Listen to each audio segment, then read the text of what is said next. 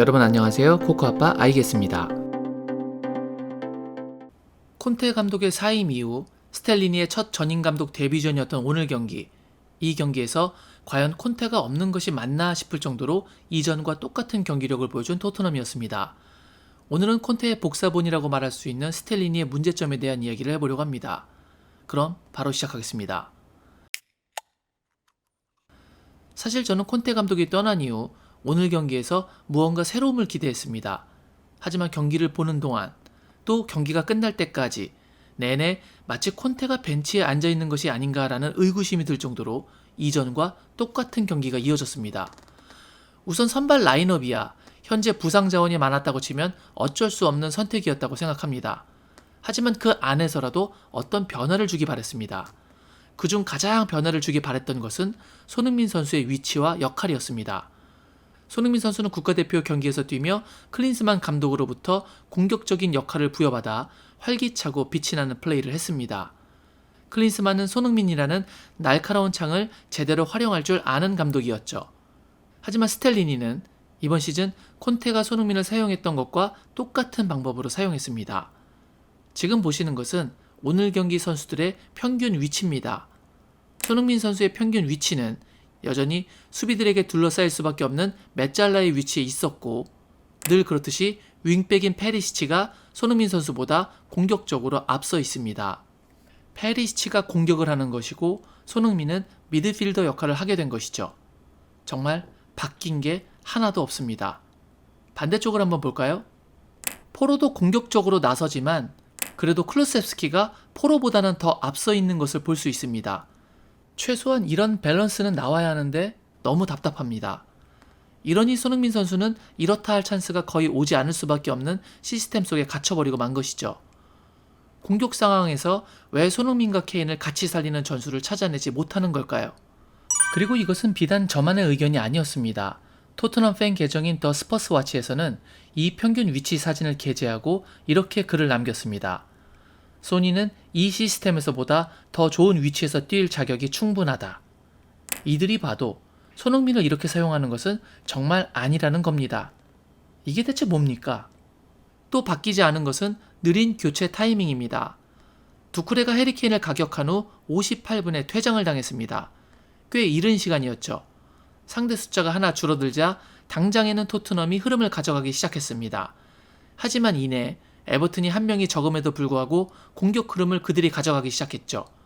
이때 라인을 올리는 에버튼을 상대로 흐름을 끊어주며 뒷공간을 공략할 수 있는 교체를 빨리 단행했어야 하는데 77분이 돼서야 첫 번째 교체를 했고 그것도 옐로우 카드를 받은 랑글레를 빼주는 교체였지 상대의 흐름을 꺾으며 뒷공간 역습으로 추가 득점을 노리는 교체는 아니었습니다. 그런 교체는 아주 늦은 82분에 손흥민과 루카스를 교체하며 나왔습니다. 이 늦은 교체 타이밍이 마치 콘테를 보는 것 같았죠. 게다가 교체 대상도 적절했는가에 대해 심각한 의구심이 들었습니다.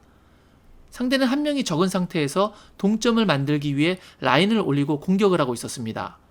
그리고 공을 빼앗기면 숫자가 적기 때문에 아예 높은 위치에서 압박을 해 공을 다시 빼앗아내며 공격을 이어나갔죠. 이건 이 압박을 한 번만 뚫어내면 그 이후 공간이 굉장히 많이 나올 수 있다는 것을 의미합니다. 그래서 역습 한 번만 성공하면 추가골, 쐐기골을 노릴 수도 있었고 만약 실패한다고 해도 상대를 시겁하게 만들어 마음 놓고 공격할 수 없게 만드는 효과도 있습니다.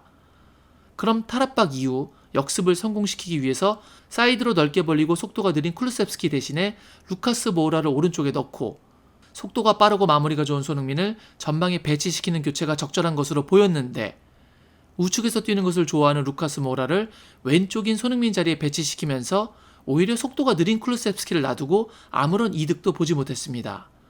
게다가 결국 투입된 지 6분 만에 루카스는 퇴장으로 나가고 말았습니다. 교체 전술의 대실패가 완성된 장면이었죠. 특히 다른 선수도 아니고 루카스 모우라의 교체 시간이 82분인 것도 문제입니다. 82분 때에는 앞선 팀이라고 하더라도 단 한 골 차이로 리드를 가져가고 있기 때문에 시간에서 심리적인 강한 압박감을 느낄 수밖에 없어서 공격을 그렇게 많이 올라가지 못하는 경우가 매우 많습니다. 루카스를 넣으려면 좀 더 이른 시간대인 60분대 후반이나 적어도 70분대 초반에 넣던가 지금처럼 82분에 넣을 거면 아예 수비적으로 탄강가나 사르를 넣던가 했어야죠. 82분에 넣은 루카스. 이건 아니죠. 그러니까 이번 스텔리니의 교체 타이밍과 전술은 모두 대실패라고 봐야 할 것 같습니다. 마지막으로 수적 우위를 전혀 살리지 못한 전술입니다.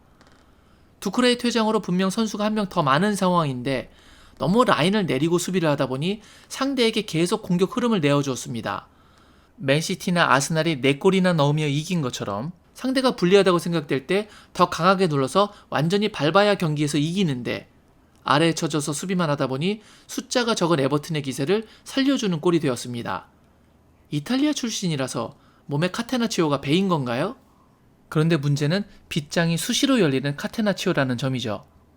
그걸 진작에 파악했으면 사전에 추가골을 넣을 전술로 가든가 빗장을 걸어 잠그려면 더욱 확실하게 잠그던가 했어야 했는데 이도 저도 아니었습니다. 11대 11이면 몰라도 10대 11인데 라인도 내리고 수비하고 공을 잡아도 전진도 못하고 정말 답답합니다.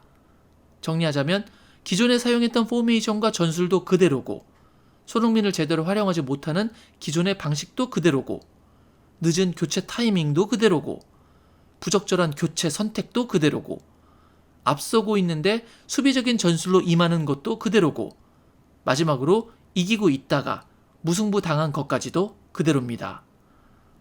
오늘 한 경기로 앞으로의 모든 경기들을 속단하고 싶지는 않지만 이번 경기에서 스텔리니에게 콘테의 진한 향기를 맡을 수 있어서 코가 막힐 지경이었습니다. 무언가 다른 것이 나오길 기대했던 제가 한심할 정도고 마음에 안 드는 감독을 경질하면서 그 색깔이 빠지지 않은 코치를 그대로 남겨놓는 토트넘 구단의 결정이 과연 무슨 의미가 있는 판단이었는가라는 답답함마저 몰려오고 있습니다. 이렇게 경기할 거면 콘테가 있는 것과 없는 것이 무슨 큰 차이가 있는 걸까요? 부디 콘테가 보이는 이 경기 내용을 다음 4위 경쟁 상대인 브라이튼전에서는 안 봤으면 합니다. 토트넘은 이 경기를 비김으로써 리그 단독 3위로 치고 나갈 수 있는 기회를 발로 차버리고 현재 4위에 머물게 되었고 손흥민 선수는 미들에 갇히면서 리그 100골 기회를 다시 다음으로 기약하게 되었습니다. 특히 이번 국대에서 공격적인 전술로 맹활약했던 손흥민 선수의 모습이 자꾸 떠올라 이 고구마 같은 전술에 갇힌 손흥민 선수를 생각하면 그 답답함은 몇 배로 증폭합니다.